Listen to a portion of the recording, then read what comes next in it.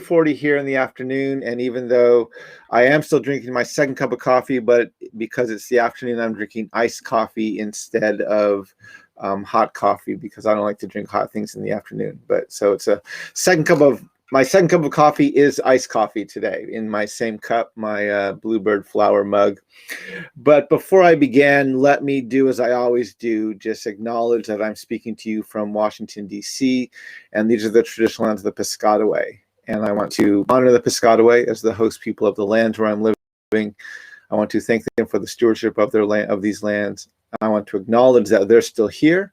And I want to humbly state what a blessing it is and how humbled I am to be living on their lands today, on these lands today. So I was reading through the news this morning and actually going through my Twitter feed and saw that someone made a comment regarding Vice President Kamala Harris and about that America is a racist country. And it was worded in a way, it wasn't very specific, but it was worded in a way that made me think, did she also state that America was not racist?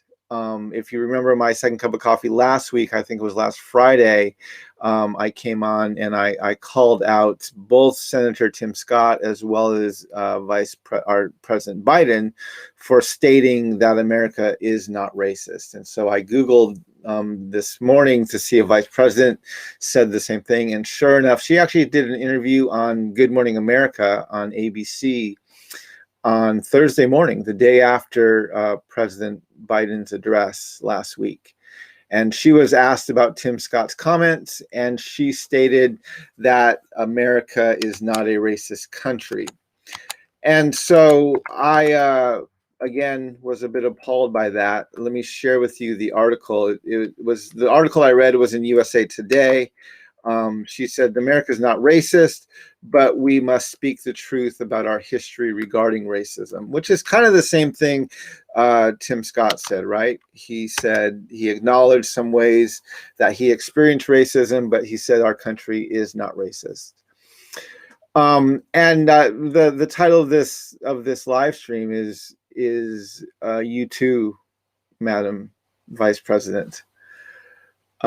Really, I have this image in my mind right now, and if you remember, we were all appalled by it during the Trump administration, where at his cabinet meetings,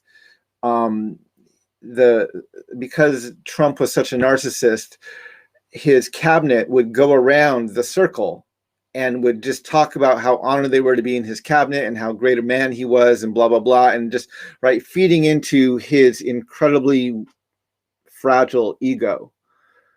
And it was sickening to watch.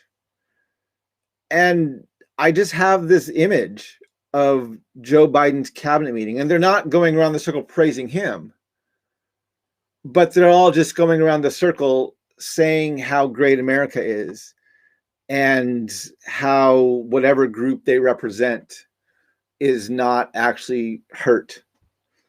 Right. So Pete Buttigieg is probably saying the LGBTQ community is not being hurt. People of color are saying we're not a racist country. White women are saying we're not a sexist country. It's just going around the circle, like in complete denial of the reality that the rest of us are living in. Not because necessarily all of these people around the table believe that, but because that's what the white landowning male who's leading the meeting wants to speak about and wants to say and wants to believe. And so everyone just has to affirm the mythological reality that he's living in. And this is, like, if you want to know what, there's many reasons, but this is one of the reasons I ran as an independent for president when I ran in 2020. Because this is what the Democratic and the Republican Party does to you, right?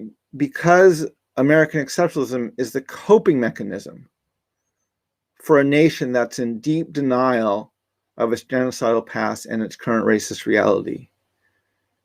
If you want to serve alongside a white landowning male, if you want to get elected by, voted for, and donations from white landowning men, You have to feed into their delusions. You have to tell them how exceptional this nation of theirs is. And you have to tell them that, yes, we're not racist, we're not sexist, we don't have these problems.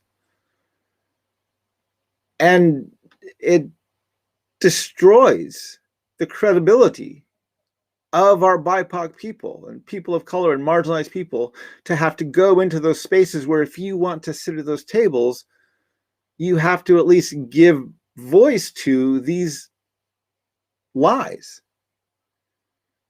These lies. And some do it better than others. Right?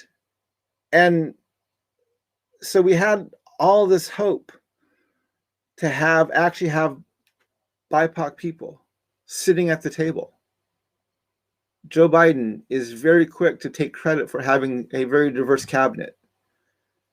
But when you make the people from these marginalized communities parrot this crap that is not true, I would argue it's actually more destructive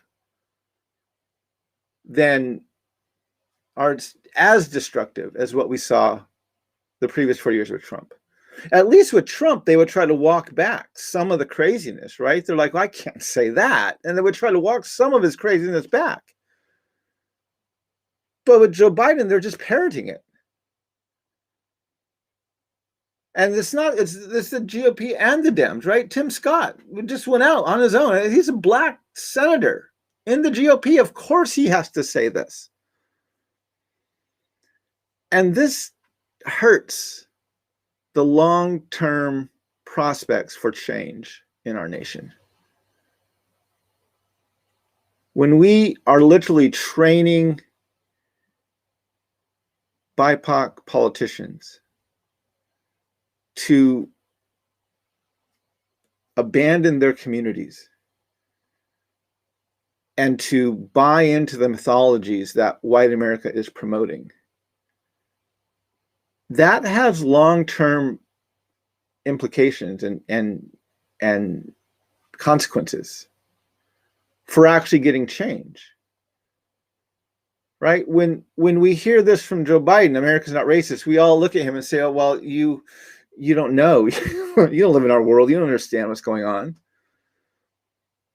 But when they get our marginalized communities and people who want to sit at those tables to say the same things, it reinforces the myth for the other white people around the table.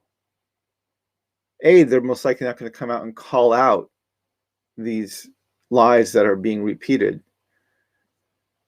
But it reinforces the myth that they are trying so hard to cling to and to believe in the first place. And so it's actually very damaging. And I would love it if someone from the margins would actually come to that table and say what needs to be said, instead of just massaging the egos of these white landowning men from the 1%. Let's actually say, let's tell America, let's tell our nation, these are our problems and we have to deal with them. So I'm very disappointed in Tim Scott. I'm very disappointed in the words of Vice President Harris. And I think we need to do a better job, I think, even those of us who aren't in office. And I'm not in office right now, even though I ran, I'm not in office. But we need to help empower our leaders from the margins to be able to have that voice and speak these truths. Even when they're sitting at that table, we have to remind them, this is the reason we're sending you there. This is the reason we're voting for you. This is the reason we're putting you in these spaces, because not because we want just to have someone who looks like us sitting there just spouting the other lies that everyone else is saying, but we actually want you to bring this different message. And we have to get out of this mentality that systemic change is a long time coming. That's not true. The type of change our nation needs is not 200 years down the road.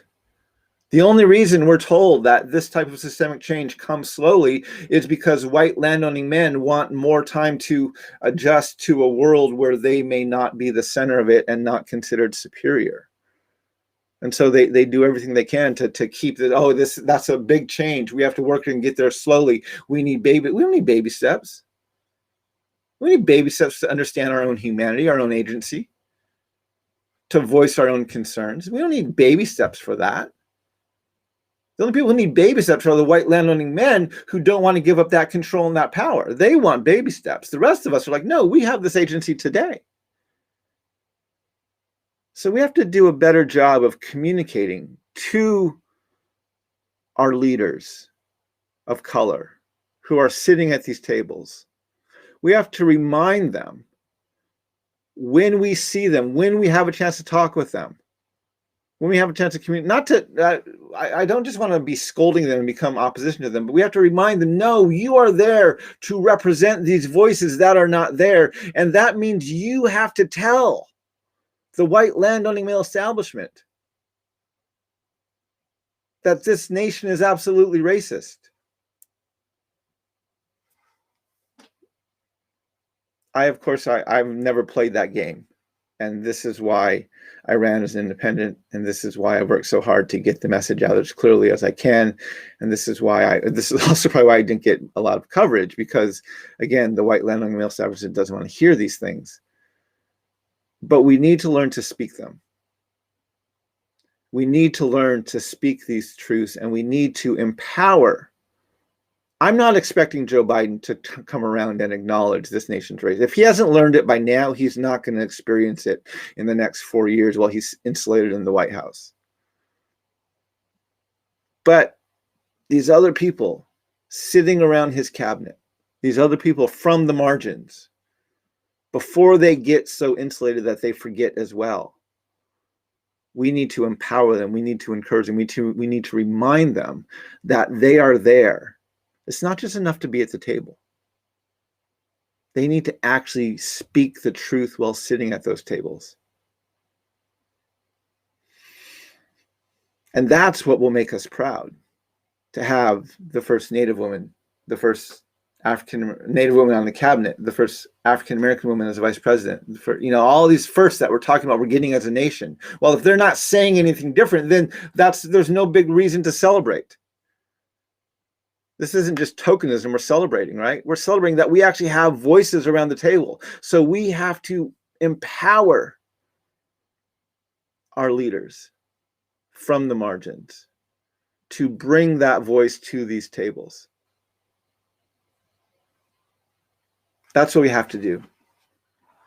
And I wanted to remind us of that today, because I know when I heard Vice President Harris's comments, when I read them this morning, I was deeply disturbed. Not that I wasn't surprised, right? Because I know what it takes to get to that office, and you don't do it without massaging the ego of white landowning men. I know that. But I was still very sad. And so we need to remind these people that they are there to speak the truth. They are there to represent our communities. It's not just enough that they're there. They actually need to speak for us. And if they're not going to speak for us, there's no point in having them there. There might as well just be someone else sitting there from the dominant culture, if they're not going to say the things that need to be said and speak the truth that need to be spoken. This isn't just about massaging Joe Biden's warped sense of reality. Not just him, it's the white landowning man. This is what comes from the trauma and everything else. The trauma of white America. Multi-generational communal manifestation of a perpetration-induced traumatic stress. Anyway, I wanted to jump on and remind us of these things today. And we need to help our leaders from the margins do better. That's my hope. That's my exhortation. And so Vice President Harris, Senator Tim Scott, even former President Barack Obama.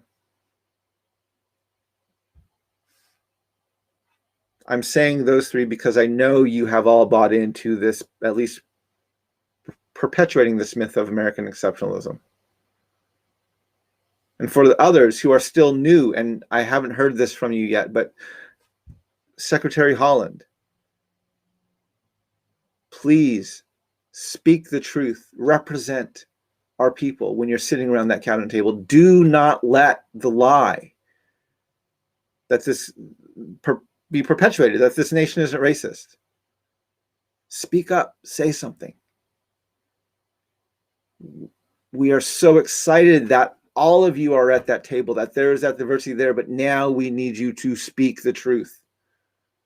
We need you to represent your communities. We need you to give voice to the people who have not had voice and representation at those levels before. That is why you're there. That is why you're there.